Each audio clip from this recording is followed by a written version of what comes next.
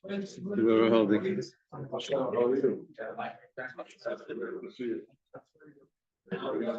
Yeah. We're gonna start Amar Abaya. What page is it? Amar Abaya on Lamed Hey Amid Beis. Down at the bottom, right? Yeah. Yeah. You have to go back just a little bit. Remember, there was an interesting Kalbachim. The Gemara was trying to say that burying a Meis Mitzvah should be done on Shabbos. And we have a Kalbachim. The Kalbachim goes like this. That is, burying a Meis Mitzvah pushes off the Avodah, and Avodah pushes off the Shabbos. So for sure, burying a Meis Mitzvah should push off Shabbos. So we said that you can't say that. Why? Because we're on Lamed Hey Amid Beis. Which one? Lamed Hey Sanhedrin. Lamed Hey Amid Beis. What do you have? What is that? It's good, no?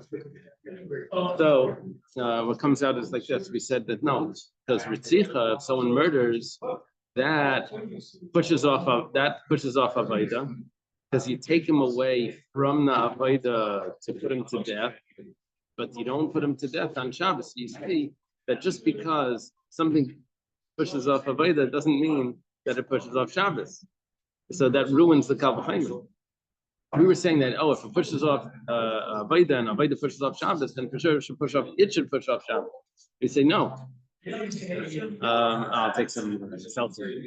So we said no. We said that Ritzicha pushes off the Avodah, but it doesn't push off. Thank you. But it doesn't push off Shabbos. Okay. So now we're holding like this. We ended up bringing Rava that says that Meishabbos, we have a Gzeira Shava Meishabbos. It's coming to teach me that you don't do any punishments on Shabbos. Yeah, we learn from Meishabbos that you don't do any punishment on Shabbos. That's where we're holding. Right.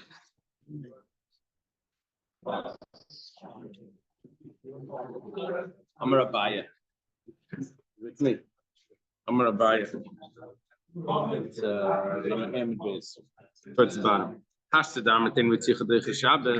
Now that you tell me that you don't do the death penalty on Shabbos. If someone murdered, you don't kill him on Shabbos. And we have a source for that because it says you're not allowed to burn a fire on Shabbos in any of your dwellings. Any of your dwellings teaches me that it's referring to punishment. So if you say that Ritzicha is not Deicha Shabbos, so then what should come out is Ein Ritzicha Deicha Avodah Mikal B'Chaimer. We should have a Kal B'Chaimer that I shouldn't take a person to give him the death penalty if he was if he's in the middle of doing the Avodah, if he's a Kohen and he's doing the Avodah. I should not give him the death penalty. I can't take him from the Mizbeach.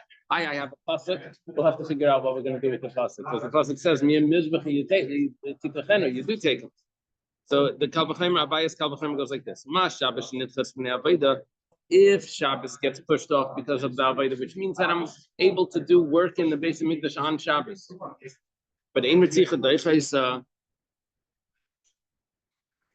but I don't do the death penalty on Shabbos. So in other words, if Shabbos is pushed off, in other words, Avodah is stronger than Shabbos. Service in the temple is stronger than Shabbos because I'll do the service in the temple on Shabbos. But Shabbos, but I can't do a capital punishment on Shabbos, which means it's stronger than capital punishment. Shabbos is stronger than capital punishment, but Avodah is stronger than Shabbos. So Avodah, she deiches a Shabbos. Avodah that pushes off Shabbos. In a din shleiter Ritzicha deicha, is it not a Kal B'Chaimer that Ritzicha should not push it up? If Avodah, if the service in the temple pushes off Shabbos. But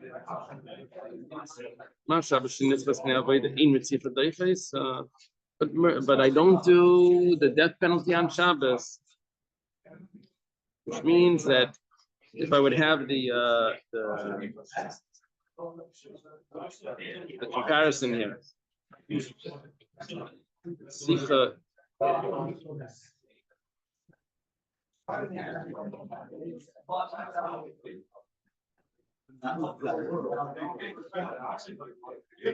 Masha, but not just me. But the image of the is but the she does Shabbos in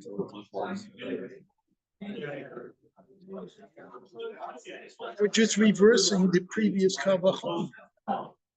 Yeah. So which means what?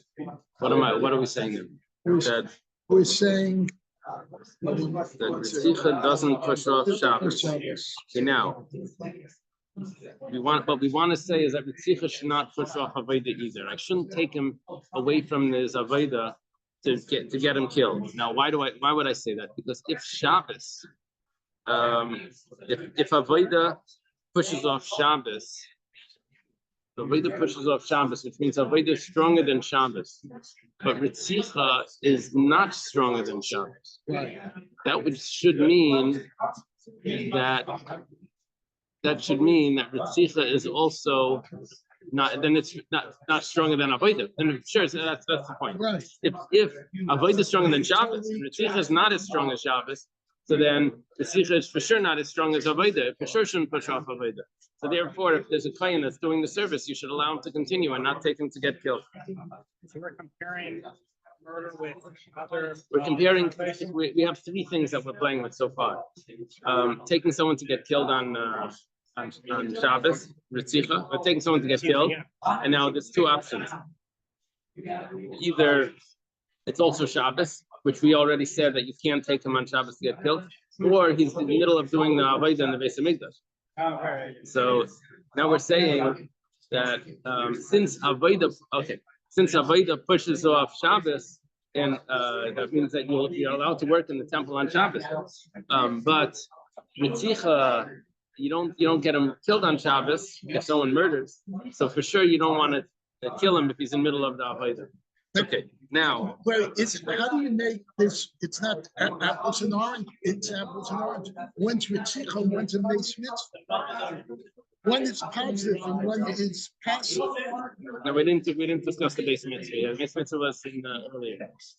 Yeah, this is not a Beis Mitzvah. Oh, it's not. No. Avodah is referring to the service in the temple. Right. Ritzicha is referring to someone that murdered. If we want to give him a punishment. Okay. But says, Ella, so if that's the case, what are you going to do with the pasuk? I have a clear. Basically, we made a kal v'chaimer to get rid of a pasuk.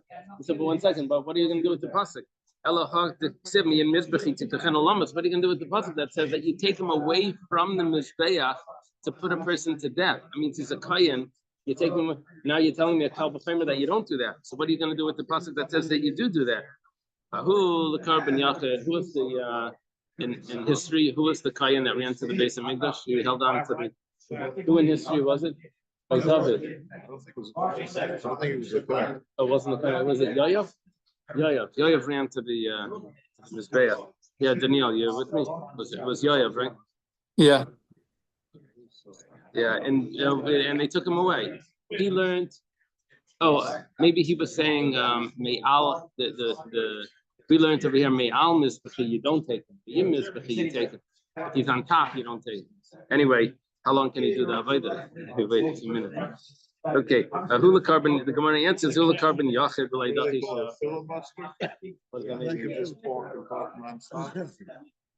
It's what they do in Congress when they want to pass something. They keep on They're hoping debating that people go home. back and forth until You mean the vacation time. I think the guy spoke straight like 13 hours or something. It's not going to happen anymore with Trump. Tell you that.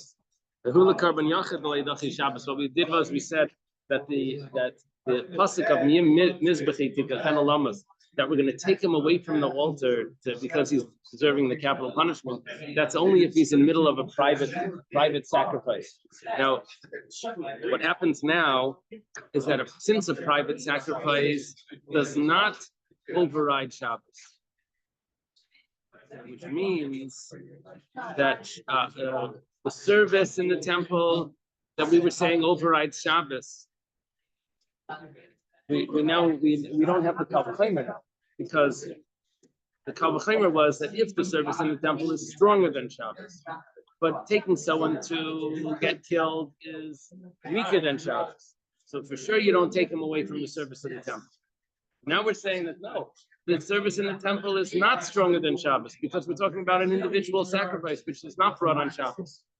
Now we have equal grounds here. So now we can say that will take him away from the temple if he's doing an individual sacrifice, a korban yachid. This is the Kohen who deserves that penalty. And why will we take him away from the service? Because we take him away from a weaker service, not a service that's able to push off Shabbos. Okay. Amar Rava. Rava says, 1 second. I can use the same Kal V'chomer to say,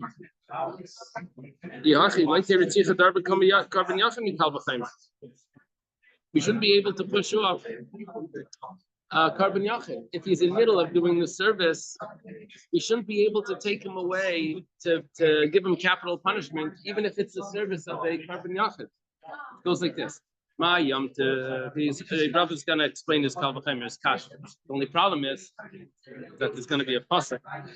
Okay, the pasuk that says "Mir Mizbechi," we're going to lose it. The pasuk tells me that you take him away from the altar. He's saying no. I said have a Kal V'chomer that you can't take him off the altar. My Yom Tov sheniftam mipnei korban yachid. If on Yom Tov, making an assumption here that if a korban yachid, if Yom Tov is my Yom Tov sheniftam mipnei korban yachid, Yom Tov is pushed off. Apparently, according to this opinion, you're allowed to bring a personal sacrifice on Yom Tov. But according to one opinion, you're allowed to bring a personal sacrifice on Yom Tov. And ein ritzicha doicha yisai, but you're not allowed to carry out capital punishment on Yom Tov. That's only a weekday thing. Now, how do we know that you can't carry out capital punishment on Yom Tov? Because we're going to compare it to Shabbos. And I have a Mishnah in Megillah that says there's no difference between Yom Tov and Shabbos except for Eichel Nefesh. Ein Bain. A whole bunch of Ein Bains. No difference for this. Which means that if I can't Nefesh is like opening the back. food. Just a quick question. The whole thing started because we said you could have a judgment on Friday. Yeah. Could you have a judgment on Shabbos? So we can't have a judgment on Shabbos because we have to carry out the punishment on the same day. It's a mitzvah to be joyful. Start the Sakrament on Shabbos. On Sunday, finish it. That's the whole idea. The whole idea on Friday is you start the Sakrament. And you finish it the next day, and then you can do it. So in essence, from here it would seem you would start doing the judgment on Shabbos. There's a Gemara somewhere else that says that Gemara didn't even suggest that you should start on Shabbos, right? Why not? Why? If they're having a Havamina that you can kill them on Shabbos, and they're having so much proof that you can't kill them, so why can't you judge them on Shabbos? But I think the Gemara Yevamot said that you can't do on Shabbos. You can't start on I learned from the word mishpat, right? If you can't do a din on Shabbos, wouldn't it be a Kal V'chomer that you can't kill the guy on Shabbos? Why do we have to go through this whole thing? If we already said that a din itself can't even start on Shabbos, you should be able to take from your vamos the Kal V'chomer and say that's why you can't kill him. Must mean that you could do a din on Shabbos. So in your vamos, The base don't can't sit. why? Why not? That's your rule. I think that it's a stuff dollar and then dollars.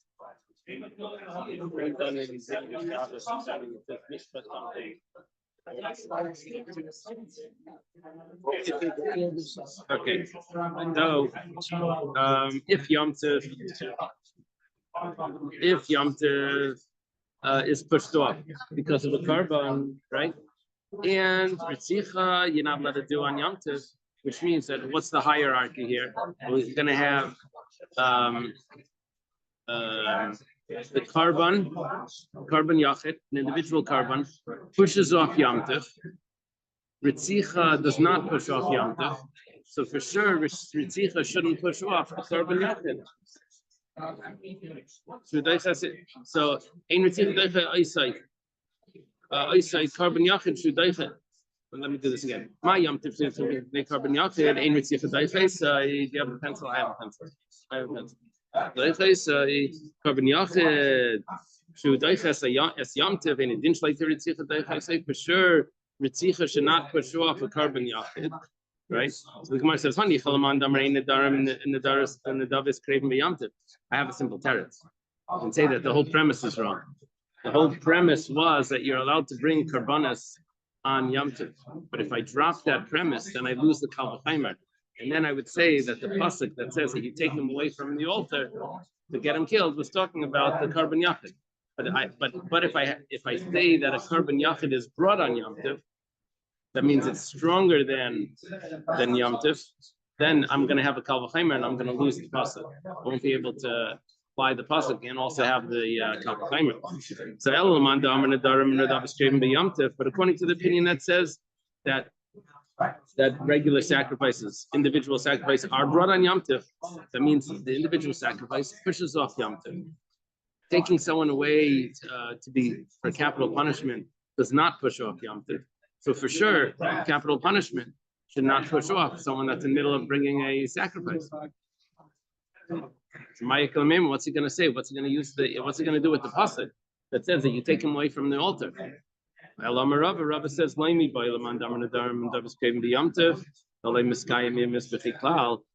first of all, according to the opinion that says that you do bring personal sacrifice on Yom Tov, I'm going to lose the pasuk. So therefore, I have to drop the Kal V'chaimer. How do I just drop the Kal V'chaimer?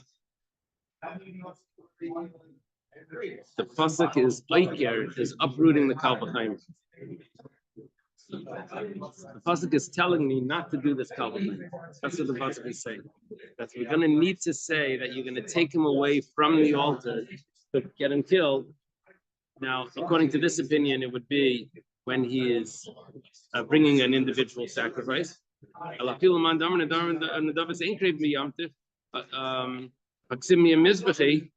even according to the other opinion, that I don't need to lose the Kal V'chaimer, because I can say that it's not a problem. I can just say that it's referring to the carbon yachid. But the pasuk says, "Miyim mizbechi," from the altar you take away mizbechi hamiyuchadli, the altar that's unique for me, for my new tamid. That's referring to the carbon tamid. So in other words, the pasuk itself is referring to a public sacrifice, that even a public sacrifice will take the kayan away to give him capital punishment. Amar and the Torah says, the Eibishter says, even if it's a carbon tamid. Okay. Okay, we individual sacrifice to do with the carbon sacrifice. Yeah. Right. But Travis,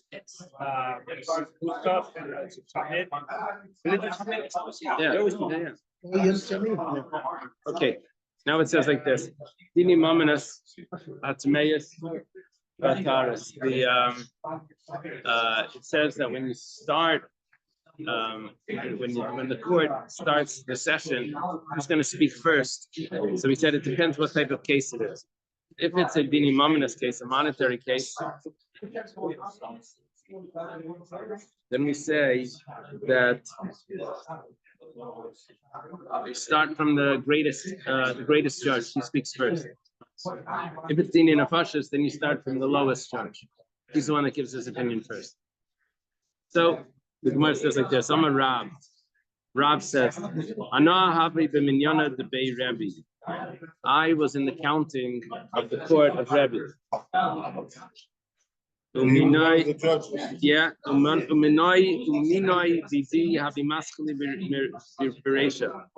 and they started with me. I was the one that they asked me to speak first. That case that Rob is talking about was a monetary case. It was someone that took away a property from someone. That was a monetary case. And we're supposed to start from the greatest, not from the lowest. Rob was a young student there. I'm a Rabba Breda Rabba, became a Bill Breda Wallace. See that name? Like Wallace. Shani Minyana de Bay Rebbe. It's different in the house of Rebbe. The Kulu Minyanayim and Atzadav Masfi. Apparently, Rebbe was such an anav that he always liked to hear what the lowest person in the group said. So Rob was the lowest, and he was a He was the one that speak first because Rebbe was such an honor. Amar Rabba Breder Rabba became Reb Hillel Breder Rabba Balas. Rabba, the son of Rabba, says, or some say that it was Reb Hillel, the son of Rabbalas. From Moshe Rabbeinu until Rebbe, we did not have that scenario where you have Torah and wealth in the same place. And the joke that they send me, and they also the so the Rav and the president, this wealthy man from the community, were going on a wagon, and the wagon turned over, and they're both laying there in the mud. So the Rav says, "Look at this, Torah Gedula b'Makim." Anyway, so here it means in the same person. The same sage is also the wealthiest. So the Gemara says, "V'loi, you don't have that." Rabbi Yeshua, but what about Yeshua? Yeshua ben Nun. He led the people. He was a great Talmud Chacham. Says no, there was someone else. We're talking about that he was the only one. We had someone else there that was also great. Elazar ben Aaron. Elazar was he was there. Okay, so he says, but whatever. One generation later, Rabbi Pinchas. Pinchas was the Kayan. He was the leader, and he was also very great in wealth. It says Havi Zakanim. You had the other shaykhim that were there then. Sniel and the other one. What does it say? Ibtzan. Okay, so the Gemara said, what about Shaul? King Shaul. He was a big Talmud Chacham, and he was the king. He was for sure great. He was for sure wealthy. It says Hava Shmuel. But Shmuel was alive. He was great in Torah.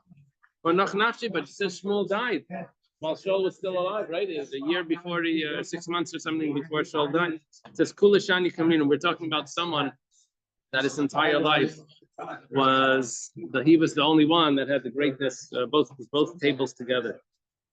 It says, so what about David? What about David? It says no, Habi Ira Hayiri. Ira Hayiri was a great Talmud Chacham. It says Vanaf Nafshe, but he passed away. It says, well, Kulashani Kamrina. We're talking about all his years. David wasn't the only one all his years. He had someone else a lot of his life. But Habi Shlomo, what about Shlomo? He was a big Talmud Chacham, and he was very wealthy. It says Habi Shimi ben Geira. Shimon ben Geira was Shlomo Melech's teacher, and he was a great Talmud Chacham. There's Valkatli, but Shlomo had him killed. That was in David's will. If that Shimi cursed me, we should make sure that he doesn't go down to the grave peacefully, right? You use your wisdom to something like that. It says Kulashani Kamrin. We're talking about someone that all his life was the only one. Rabbi Chizkiah, what about King Chizkiah? It says Shevna, go back to what we learned on Daf Yomi 10 pages ago, that Shevna had 130,000 students, and Chizkiah only had 110,000 students. So Shevna was a bigger Talmud Chacham. It says Shevna got killed. Remember how he got killed? He got killed by Sanhedrin. He dragged him through the streets by his ankles. It says Kulashani Kamrina. Talking about someone that was whole entire life. Chizkiah didn't have his whole life, because Shevna was there. Bobby Ezra, what about him? We previously said that answer that wasn't his whole life. Yeah, we said a bunch of times. Yeah. We keep making new suggestions. So it's always the same thing. But what about Ezra? He was wealthy, and also he was the leader. He was the Talmud Chacham. Nehemiah ben Chachlia. What about Nehemiah? Nehemiah was also a very important person. Amar Rav Ada bar Ava. Rav Ada bar Ava says, Afani Yomer, I also say, I didn't realize Rav Ada bar Ava was so late. He says, Mimais Rebbe ad Ravashi, Lemitzina Terek Dil Makim Echad. From Rebbe until Ravashi, we didn't have anyone else that had wealth and scholarship in the same person. What about Rabbi Huna Bar Nassan? What about Huna Bar Nassan? Says Huna Bar Nassan, Ravashi. He was subdued in front of Ravashi. Ravashi was much greater than him. Okay. When it comes to capital cases, we start from the side. The explanation that we gave is that if the greatest of the court will speak first, then he may say that the person's guilty, and everyone else is going to follow suit because they're not going to want to argue with him. That's the way we explain it. Anyway, the Gemara says, "Minani mili." How do you know that you start from the side? Because you start from the side, doesn't matter what the guy on the side says. Everyone can argue with him. They'll say their own opinion, which is what we wanted. Minani mili. How do you know that you can't start from the greatest to speak first? Should not speak to an argument. Which means like they're going back and forth like this. If you are we're going him first, then him, then him. That would make if sense. You're the greatest. That would make sense. Because it's yeah. whether it's 23 or 3, either way. Otherwise, if we went from the side and then you. Makes sense. Okay. Lesana al Riv, Gemara learned Lesana al Ra. Not supposed to argue with the head of the courts and the sage. Rabbi Barbachana Rabbi Yechnan. Rabbi Barbachana said name Rabbi Yechnan mehacha from here.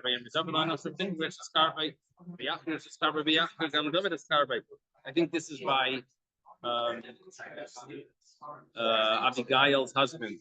I think by Naval, right? Is that what it says over there? This is by Abigail's husband.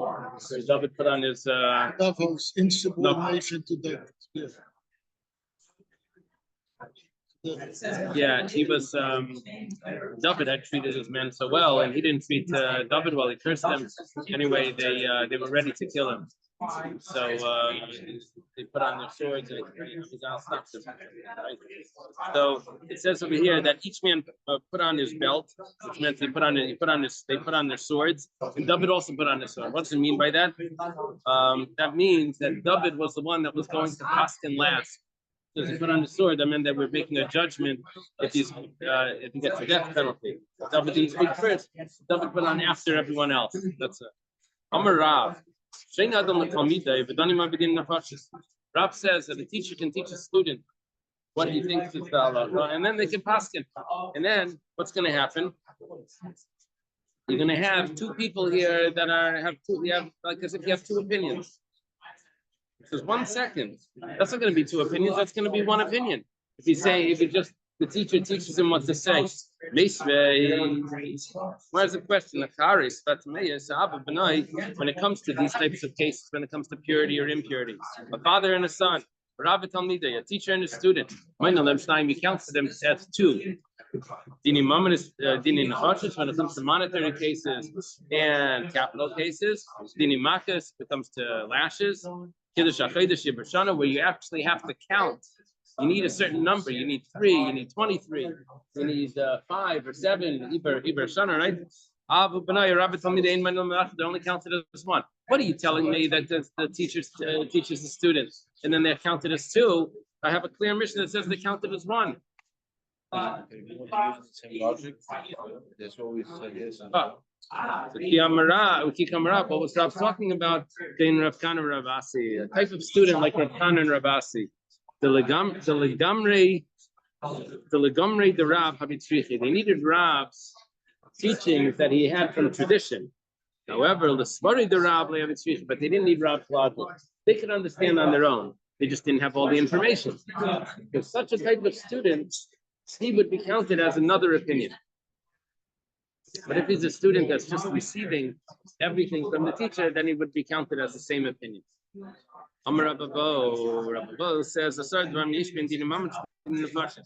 there are 10 differences between monetary cases and capital cases. When it comes to killing an animal that had gored a person and killed a person, which you have to put the animal to death, you don't have any of those differences of any of those 10, with the exception of one. Puts me as a mishlation. That to put this animal to death, you need to have 23 judges. Yeah,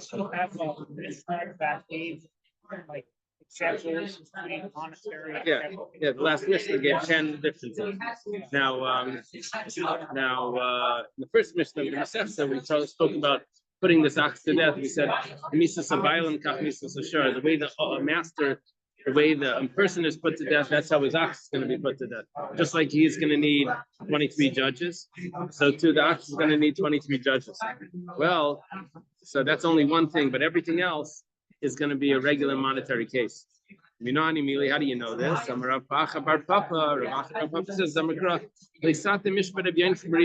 bend the judgment of the poor in his argument. The judgment of a poor, that you don't bend. That means you don't go. You don't go after a majority of one. That's what it means. You don't bend. Means you don't do a leaning of only one person over over a majority of only a single person. But if there's a majority by a shar niskal of only one, that is enough.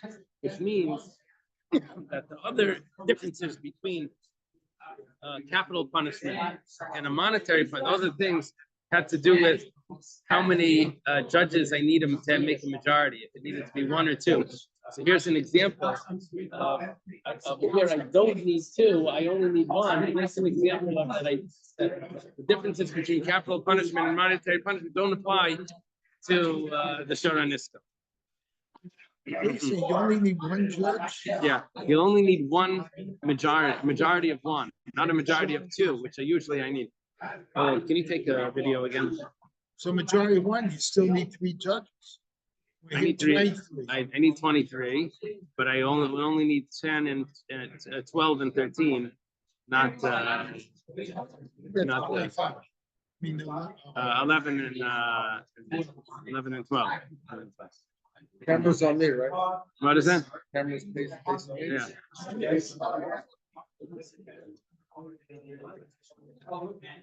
But you have 23 judges out?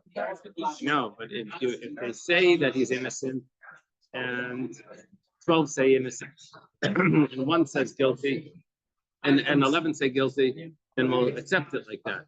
But if it's the opposite, if 12 say that he's guilty, 11 say that he's innocent, we're going to need to either add judges or we're going to need to. We won't condemn it by one.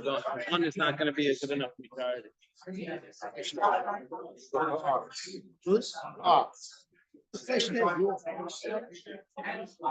a little bit of an action. I have to make sure I understand. I'm going to ask Asara, there's 10 differences between a Shara Niska, between Dini Mamonis and Dini Rosh's capital punishment and monetary gifts. There's only 9. Now, the Gemara says, what are you talking about? There's only 9. It says that there's 10. The Gemara explains the question. The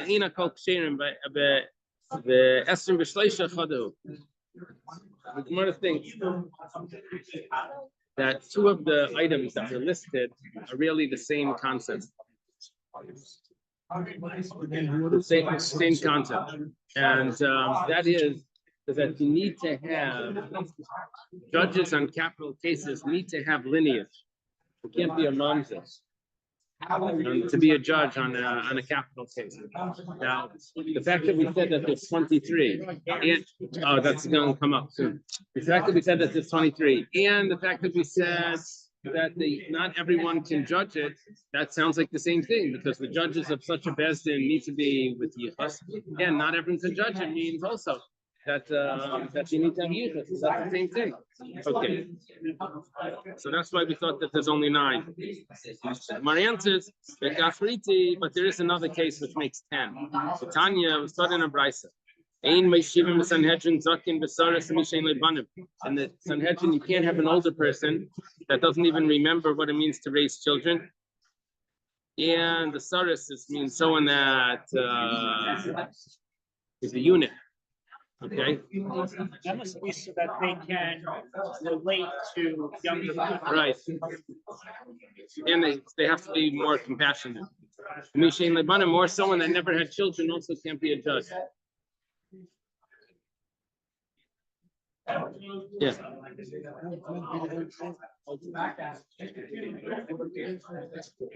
So Rabbi Yehuda Meisif Afach Zari. Rabbi Yehuda says also someone that is cruel.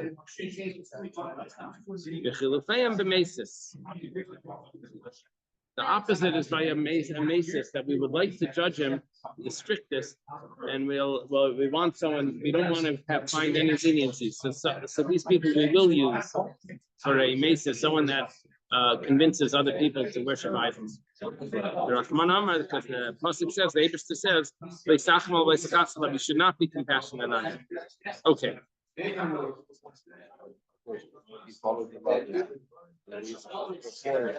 He needs to be a father, so he needs to be compassionate. You said that doesn't matter about like his family status. What matters is compassion. Right, Rabbi Yehuda.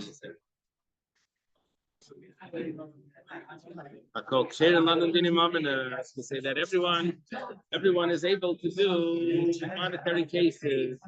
Any person could be a judge for monetary cases. Whenever the Gemara says anyone or everyone, it's coming to include someone that we want to thought. So who's it coming to include that's able to do to be a judge? Rabbi Yehuda says, it could be a mamzer.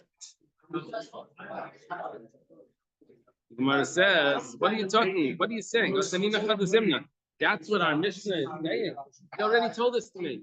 We learned this in another Mishnah. Anyone that's able to do din nefashis can also do din imamanis. But some people, they can only do monetary cases, but they can't do capital cases. So what's going on?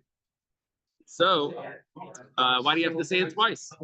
So it says, we asked on it, what is he coming to include? Who is able to do monetary cases but not capital cases? That would be a mamzer. So we have another Mishnah clearly that spells it out. My answer is one of them is coming to tell me that a convert could be a judge for monetary cases but not for capital cases. The other and one is coming to tell me that a mamzer could be a judge for monetary but not for capital. So you have to say both of those. I wouldn't have known one from the other. Yashmin and Ger, if you would have said only that a convert, because he's allowed to marry any one of the Jewish people. He can marry anyone. But mamzer that's not allowed to get married into the congregation, I would say that he can't be a judge for monetary cases. Yes, I mean, a mamzer would only say that a mamzer would have thought maybe the bami tipa ksheira because he comes from a kosher genetics. But a convert that doesn't have the parents that were Jewish, a Malaya would say that no. So I need both of these to tell me that a convert could be a judge for monetary cases, and also a mamzer could be a judge for monetary cases. But not everyone is able to judge capital cases. My time, what's the reason? Yosef taught just like Bezdin needs to be perfect in justice. So too, they also can't have any mum. Mum would mean a blemish, a family blemish. Amar says, Micro, where do you see this from? All of you are beautiful, and there's no blemish in you. You are entire, my beloved. You are entire beautiful, and there's no blemish in you. Maybe it means that a judge is not allowed to have a blemish. They have some, I don't know, some mum, a limp or something. I don't know. Amar Rabach, Amar Yaakov, Amar Kravis, Yatzim Shamima.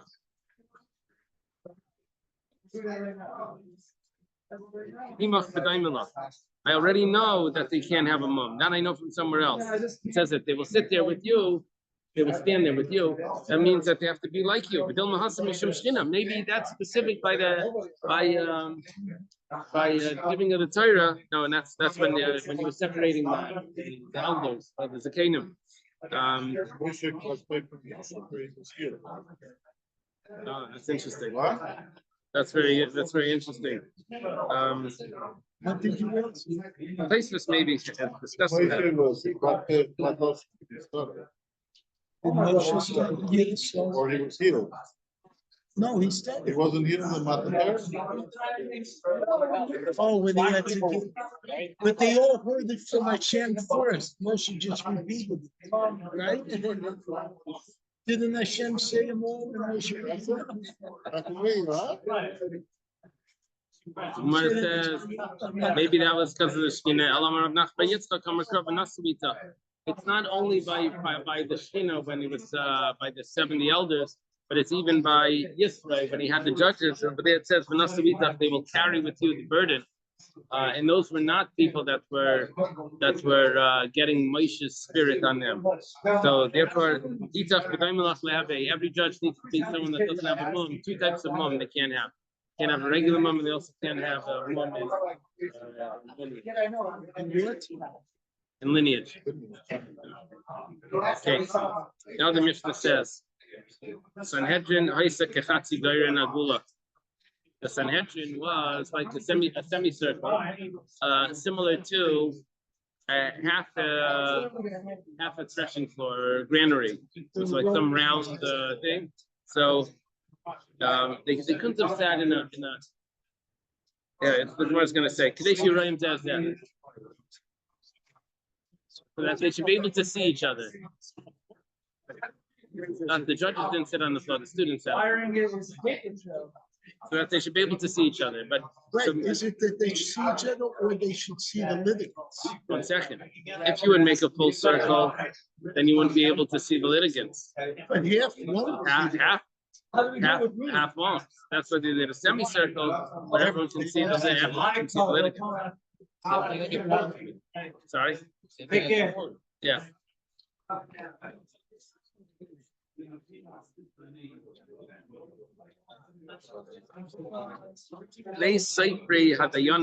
They had the two stenographers, one on the right, one on the left.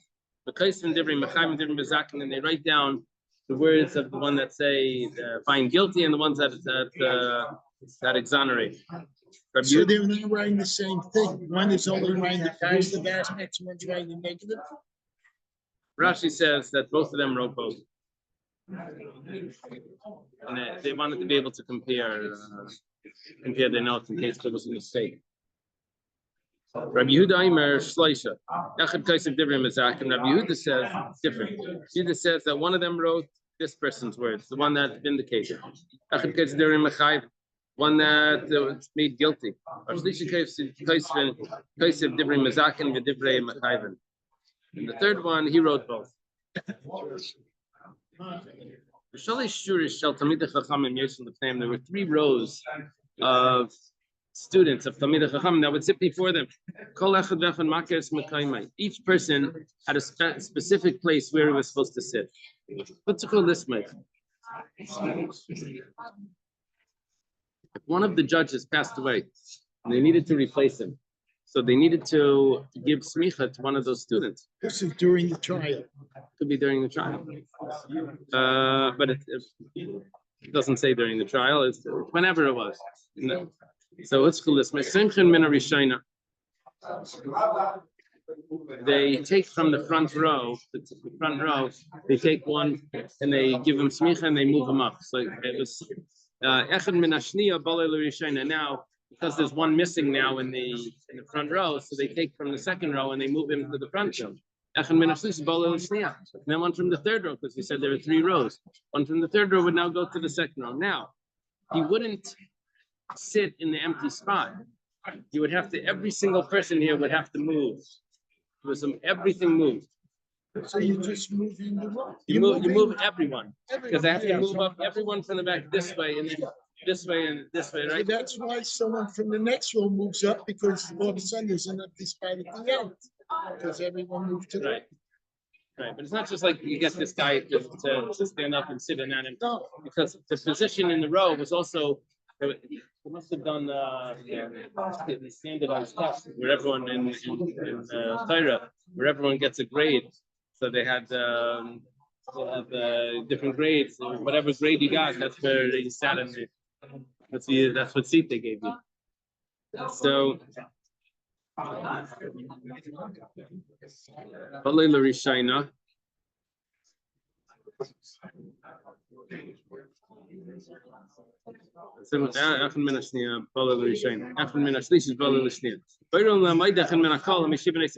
Now there was one spot at the end of the third row that was now empty because they moved everyone up. So they would find someone else that was willing to not willing, but that was eligible to be in that row. He wouldn't just get up and find the empty seat and sit down. He would have to go into the place that that was appropriate for him. You know, immediately, how do we know that this is how it was done? That they were sitting in a circle, in a semicircle, and it says, it says in the pasuk, Shirorich Agan Asar Al Yetzer HaMosek. We had this pasuk quoted before once. Shirorich means your belly button. Agan Asar. It's like a goblet. Al Yetzer HaMosek. It's not missing any wine. Mazik is the diluted wine. Shirorich, what does it mean? Your navel, your belly button, the Sanhedrin. That's referring to the Sanhedrin. Why is it called, say, the belly button? Because it's in the center of the world. Because the base of Mikdash, the center of the world, especially with Pangea, right? You know Pangea? You know what Pangea is? This theory, the theory that all the continents were one. Oh, what was it called? Pangea. But they were wrong. In the continental trip, they all.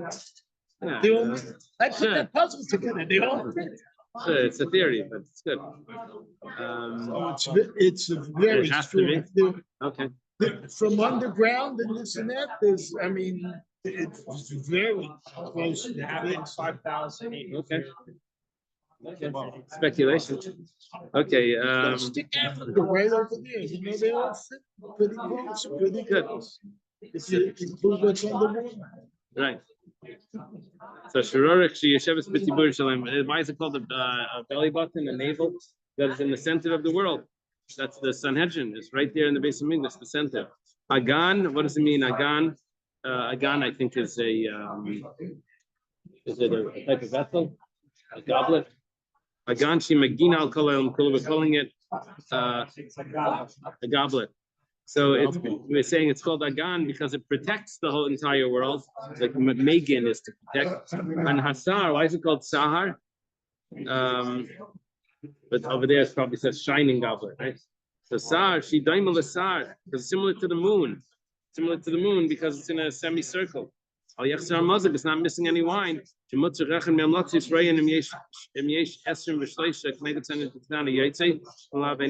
not missing anyone.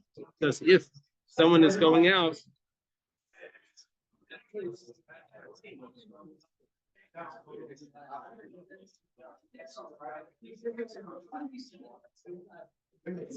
they always have 23 in these rows. In the rows, right? What's 23 plus 23 is 66. It's 46. Plus another 23 is going to be 69, right? 69. So, but they're missing one. They don't have a full Sanhedrin. The two stenographers. No, two diagonals. Wasn't that where we started? How many were in front of the rows? When we first started, wasn't two? Okay. So can I consider cannot? So in other words, in those rows, you had a 23, which each one was comparable to the Sanhedrin. It's not Bimlav. If you don't have them there, then he doesn't. He can't walk out. That's how Yechzer HaMazak. You always have to have other people there to be able to step in. Okay, let's leave it over here. I read very nice. First of all, it says that the law of that you can't be done on Shabbos is from